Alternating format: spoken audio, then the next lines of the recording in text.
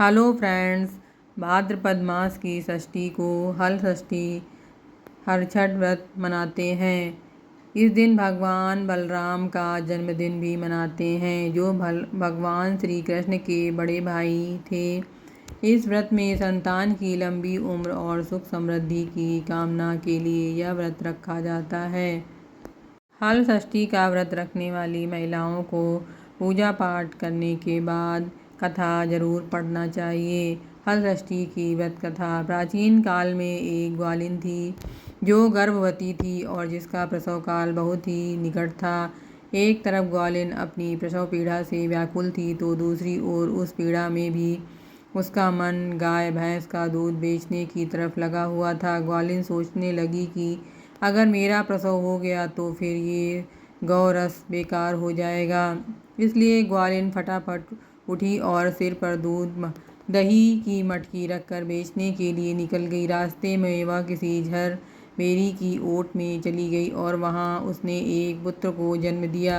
बच्चे को जन्म देने के बाद भी उसका मन दूध दही आदि चीज़ों को बेचने में लगा हुआ था, तो वह बच्चे को कहीं कपड़े में लपेटकर छोड़कर चली गई और गांव की ओर दूध दही बेचने चल दी। संयोग से उस दिन भाद्रपद मास के कृष्ण पक्ष की षष्ठी तिथि यानी हरछठ तिथि थी। गाय भैंस से मिश्रित दूध को उसने भैंस का दूध बताकर पूरे गांव में बेच दिया। उधर जिस झरबेरी के नीचे उस बच्चे को छोड़ा था उसके पास ही एक किसान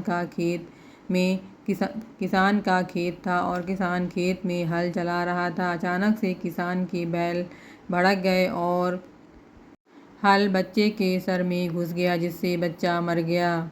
मरे हुए बच्चे को देखकर किसान बहुत दुखी हुआ और उसने हिम्मत से काम लेकर उसी झरबेरी के कांटों से ही बच्चे को टाँके लगा दिए और वहीं छोड़कर चला गया।